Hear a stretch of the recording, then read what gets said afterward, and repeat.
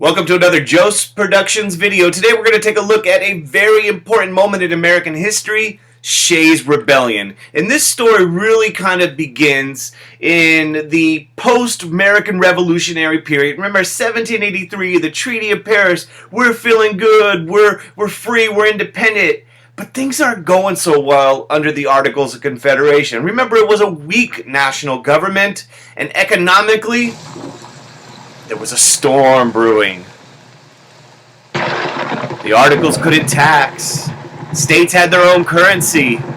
Interest on the debt was increasing, and some states were levying taxes, duties on other states, and it was a big mess. And throughout the country, these economic hard times were being felt, but more so in this area of Western Massachusetts.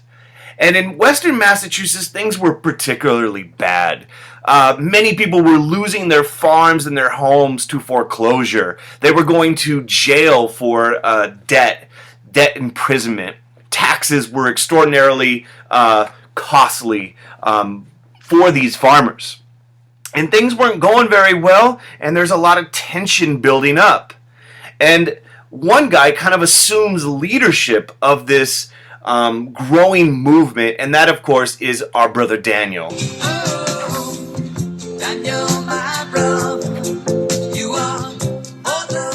Daniel Shays. Daniel Shays, the guy on the left, this is kind of one artist depiction of him. He was a veteran of the American Revolution. He fought for freedom against the British. He served the military. And he gets back from the war, and basically he gets hit with these kind of unpaid loans that the collectors want him to pay. And he's returning from the war, and he's discovering that many of his fellow veterans and farmers in Western Massachusetts are experiencing similar difficulties financially. And so the farmers under Daniel Shays begin to organize. Regulators! Mount up! And these farmers in the backcountry, in the western part of the state, way far away from Boston, begin to petition the legislator. The legislator was in Boston for assistance. They start asking, can you print paper money to relieve the debt? Print paper money, lighten the taxes, suspend the property takeovers, suspend the foreclosures. And they keep sending petitions to the eastern part of the state and in Boston, and they're being ignored. And their petitions and their proposals continue to be ignored, and there's this growing resentment that starts to develop. And in 1786, these farmers, led by Daniel Shays, begin to decide, you know what?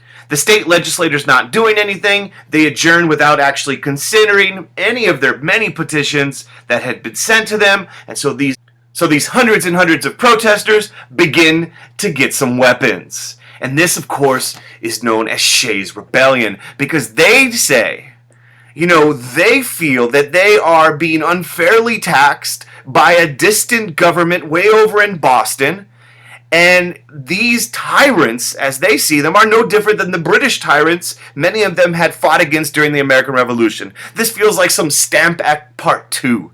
We're being taxed by a distant government, and they really... People like Daniel Shays take the words of the Declaration of Independence really literally. And what Jefferson said was, if the government is not responding to your needs and your request, and they can't help you, you have the right to rebel. And these farmers in 1786, 1787 say, I'm not afraid. I'm not afraid. I'm not afraid to take a stand. Take a stand. Everybody. And they take a stand. In fact, they prevent successfully the courts from going into session. They are armed with guns, and they start making plans to march on the arsenal and get more guns. This is a populist revolt. This is a mass revolt of people in the backcountry in the western part of Massachusetts, and they're angry. And they want the government to do something to relieve their struggles. So you have this mass protest.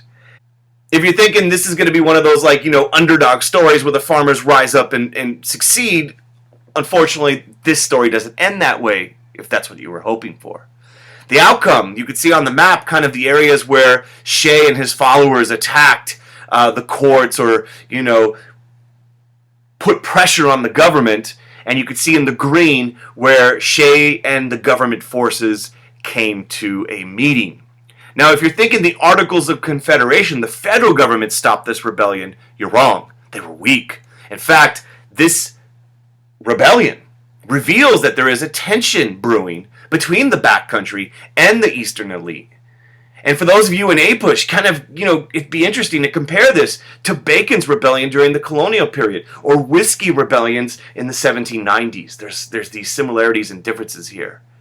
Another thing that this rebellion kind of reveals is the rebellion has to be put down by a privately funded militia. The Articles of Confederation isn't able to raise an army, and the Massachusetts legislator actually has to get people to donate, private individuals to donate to kind of crush this rebellion, and they do. A few of Shays' followers are killed, I think 2 or 3. One is wounded. Daniel Shay himself is arrested and sentenced to death, but then he's later pardoned. But the fear created by Shays' rebellion is real. The people, the wealthy, the property classes are really worried that the Articles of Confederation is showing its weaknesses. That the Articles of Confederation is showing its weaknesses, and there begins to be increased. They're already, but it increases calls for a stronger national government. The wealthy are concerned. Shay and the populist uprising that he represents strikes fear in these individuals. And of course, eventually they'll have the Annapolis Convention, and then eventually the Constitutional Convention in 1787 in Philadelphia, which will overthrow the Articles of Confederation and replace it with a much stronger federal government under the Constitution. That's all we have for Shays' Rebellion. And of course, please subscribe to Joe's Productions if you haven't already done so. Tell like 10 people. Make it like your life's mission. And if you liked the video, and if you liked any of the videos, hit that little thumbs up sign right there. Give me some love, post a comment, and peace!